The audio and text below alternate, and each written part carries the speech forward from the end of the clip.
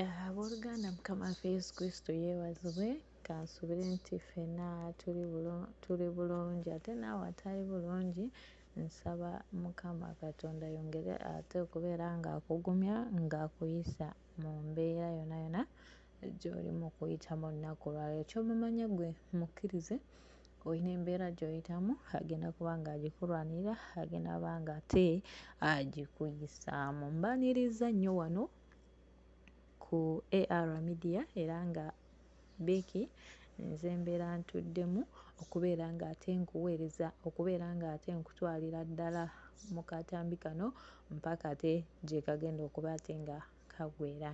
Olunaku olwaleero ntwala omukisa guno okwaniriza abantu mwenna, buli omu agenda okubeera ng'awuliriza akatambi kano. Twaniriza abantu mu mawanga ag'ebunaayira oba emitala w'amayanja mu nsi yonna mw'oli, oba ziri ssaawa meka owooli, oba misana oba kiro, wonna w'oli. Naye ffe tuli eno ate mu Uganda ennaku z'omwezi ziri 7, olunaku lwa Sande 2/24, Mukama akyatukuumye. Kakati nga tutuuse wano, cyane eno tugenda kusangako okuwemula, tugenda kusangako ekyesittaza, wabula tugenda kubeera nga tweyongera okuyiga n'okumanya nga tukula mu nsi yaffe ey'omwoyo, nga tusomera ffenna wamu nga Omwoyo Omutukuvu ye mubeezi, tusobole okubeera nga tugenda ku level endala mu nsi ey'omwoyo, kubanga mwana wattu byatuuse mu nnaku zino ez'enkomerero, bw'otayambibwa Katonda n'akugulawo amaaso mu nsi ey'omwoyo ne tutandika okulabira ebintu mu nsi ey'omwoyo, ebintu byatabusetabuse dda. So omulamwa gwa leero tugenda kubeera nga waliwo ekibuuzo ekiri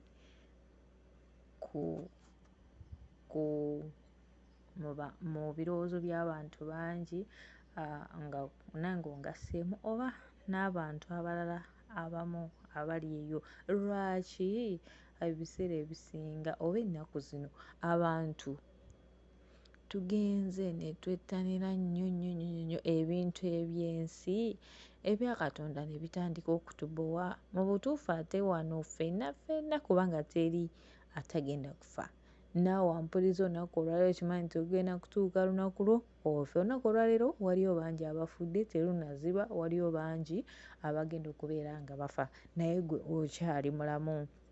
Lwaki ebintu by'ensi bitwemazaamu bye tugenda okubeera nga tuleka? Lwaki nkugambye nti ffenna tujja kufa? Eno ensi si waffe wano, ffenna tugenda kukomekkereza mu ggulu, naye ate eggulu ly'abo abatambudde bulungi ne Katonda era ne bawummulira mu Katonda. Abo abatasobodde era obulamu obutaggwaawo bugenda kuba bwa muliro, tebuggwaawo naye nga bwa muliro. So lwaki okkiriza omubiri gwo ne gukutwala mu by'ensi, n'onyumirwa eby'ensi mwana wattu ebya Katonda n'ebikubowa? Kubanga omubiri gwo gwava mu ttaka, gugenda kudda mu ttaka, ate omwoyo oba emmeeme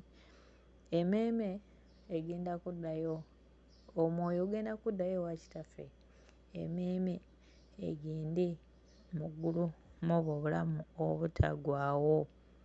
Omuntu alina ebitundu bisatu: alina emmeeme, alina omwoyo, alina ate n'omubiri. Eyo topiki nayo tujja kuba tugikwatako, eyo ate gye bujja mu maaso. So wenjagadde tutegeere, tubeere nga tugenda kubeera nga tunyumirwa ebya Katonda. Bw'oba nga bigenda kutunyumira bitya? Let's say nti oli musajja owasizza omukazi, oba oli mukazi ofumbiddwa omusajja, kikukakatako nnyo onoonyereze ku muntu oyo, omutegeere, omuyige. Singa akeera ku makya n'akola ekintu kyonna ky'akoze, obeera omanyi nti omuntu wange namutegeera, ekyo ky'asobola era asobolera ddala okukikola nga teweewuunyiza. Olwaki nga tutudde eno ewa Katonda? Singa omuntu akeera for example nga tukyali eno nti bw'okeera ku makya n'ofumbira omusajja n'omanya nti bange musezi, bw'akeera ku makya ne bamukwatira eyo mu basezi, oba tojja kukola ki, oba tojja kwewuunya nnyo oba ate okuzirika, oba omanyi nti nze omwami wange nkimanyi ki musezi. So naffe tetusobola kutegeera nnyo Katonda nga tetugezezzaako kumunoonya.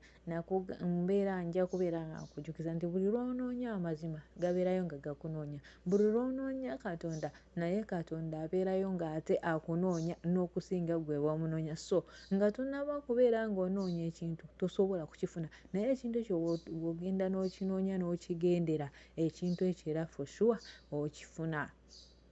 For example, omwana we ayinza okuba ng'akuvuddeko ng'abuze, omwana oyo naye ng'ali eri mu kkubo akunoonya, ekitegeeza nti ogenda kwesinkasinkana n'omwana ono nga naye abadde akunoonya nga naawe omunoonya.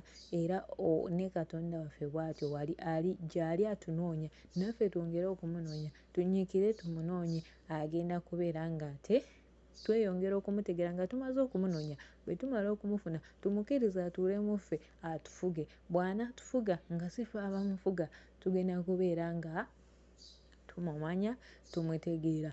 Naawe bw'ati ajja kutandika okubeera ng'akukyusa, obeere nga togenda kubeera ng'ate osigala kyekimu.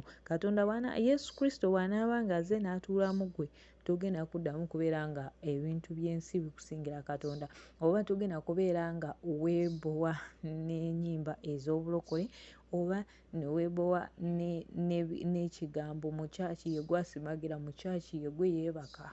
Okitegeera kwegamba bw'onoonya Katonda n'abeera mu ggwe mu bujjuvu bwe, obeera togenda kuddamu ate okubbowebwa. Tugenda kubeera nga tusooka tulabeko Matayo, tugendeko mu kitabo kya Matayo oba Matthew chapter 16, tugendere ddala ku kanyiriri akabiri ate mu 6. Tusome tulabe omuntu agenda kubeera atyo ono ayagadde nnyo eby'ensi okusinga ebya Katonda, kubanga omuntu kulimugasa kutya okulya ensi yonna naye ng'afiiriddwa obulamu bwe. Okufiirwa obulamu bw'omu bwa Katonda si kwe kufa mu mubiri ne bakuziika, nedda. Omwoyo gwo nga gugenze mu geyeena, okwo kwe kufiirwa obulamu bwo. Oba omuntu aliwaayo ki okununula obulamu bwe?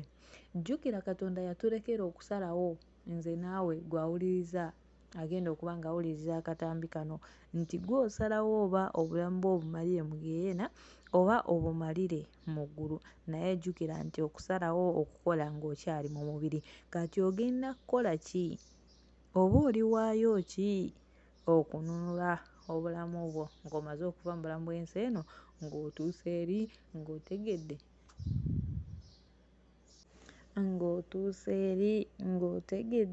nti obulamu bwange buzikiridde, kubanga Bayibuli egamba nti obutamanya tebugenda kutuggyisaako musango ku luli olunaku, kubanga nga bwe ngambye nti bw'onoonya amazima nago gabeera eri nga gakunoonya. Ekitegeeza nti omusango gujja kukubeerako nti amazima tewaganoonya, era nga Mukama akugamba nti nedda, genda ozikirire.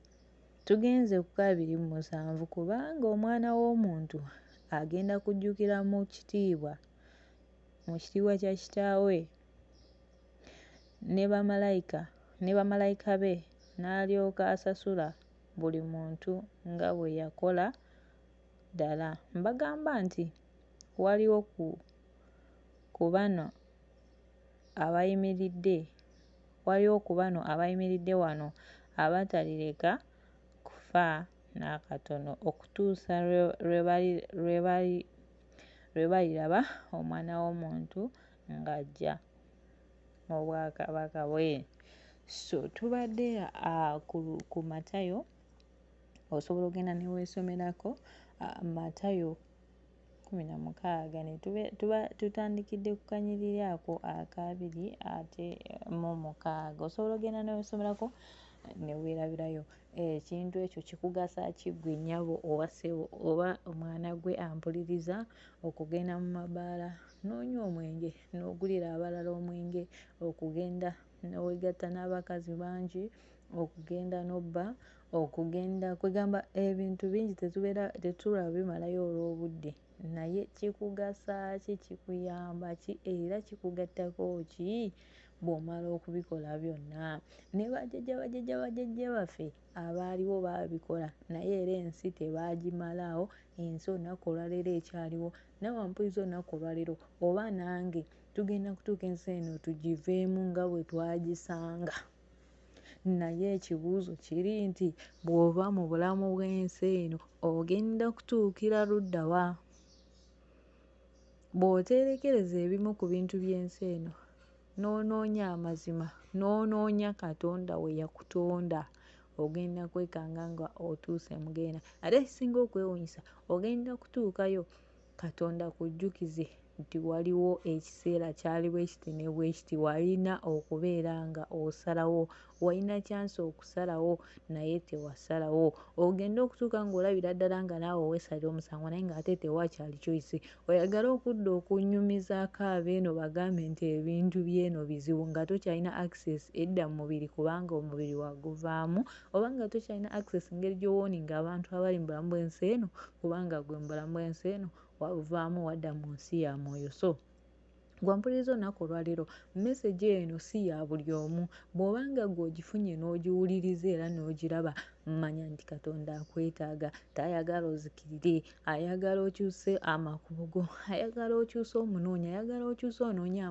amazima nago gakunoonya ayagala okyuse onoonya obwakabaka bwe n'obwakabaka bwe nabwe bukunoonye bubeerayo nga bukunoonya gwe kasita obunoonya nabwo bugenda kubeera nga ate bukusisinkana ebigambo bino nga bwegambye nti si bya buli omu omuntu asobola obiwuliriza n'atabitegeera ate omulala n'abiwulira ddala n'abitegeera ne bimutuula ate ku mutima naye nga siteepu esooka okunoonya katonda kwe kulokoka n'oyatula n'okkiriza yesu ng'omulokozi okubanga yesu yajja nti buli anaamukkiriza n'amwatula n'erinnya lye n'amukkiriza okubeera omulokozi we awo oba oteekinze siteepu esooka okubeera ng'oyingira mu bwakabaka bwa katonda ng'ovudde mu bulamu bw'ensi eno esiteepu ey'okubiri kwe kubeera ng'ogenda kukyusa amakubo go g'obadde okola g'omanyi tegagulumiza katonda kubanga omwoyo omutukuvu lwaki ali ku nsi kuno atulumiriza ekibi ogenda okukola ekintu ng'okiraba nti kibi era ekintu ekyo okireka omwoyo omutukuvu oyo yennyini akulumiriza nti kino kibi yagenda okukwatako yagenda okusumula okiveemu gwe nga gw'otosobola naye wafukamiranga ku mavivi mugambe nti nsumulula mu kino ekintu nze kigaanye omwoyo omutukuvu buli omugamba nti kino kigaanye amanyirawo nti oli mwana wa muntu oli munafu ng'ajja ng'akubeeramu ng'akukyusa ng'ate mwana wa totambula mu kkubo lya katonda olunaku olwo lwali baayita abalonde be mwene wattu n'obeera omu kwabo so sisobola kubeera nga ate nsukkawo wano naye kyenyinza okugamba oyinza okuba nga obubaka buno tebubadde bwo naye waliwo awo akapeesa ka sheyalingirako muno omuweko ebigambo bino bigenda kubako ebimujja ne bimutwala mu bwakabaka bwa katonda mu nsi ey'omwoyo bw'obanga gwe tebikukyusiza oba tobyagadde gwe sheyalingira omulala ate n'omulala ajja sheyalingira omulala era naawe katonda alikuwaayo engule kubanga wamuyambako so tetugenda kubeera nga tusukka wano tusingane nate mu kitundu kyaffe kiddako bingi tugenda kubeera nga tulaba tugenda kukwatako ku ambasadda w'eggulu kubanga katonda yesu kristo agamba nti omubiri gyaffe yeekaalu ye tugenda kuba nga tutaganjula eyo ensonga tulabe ambasadda w'eggulu asaanidde okola atya kubanga nze naawe tuli ba ambasadda b'eggulu emibiri gyaffe yeekaalu ya yesu kwata emibiri gyaffe tugikozesezza tutya okuwininga souls okuleeta abantu bangi mu bwakabaka bwa katonda tugenda kubeera nga tukwata ku miramwa mingi so tosubwa nsigadde nze muweereza Obeki ng'ate tuli ku AR Media mubeere bulungi ate era mweraba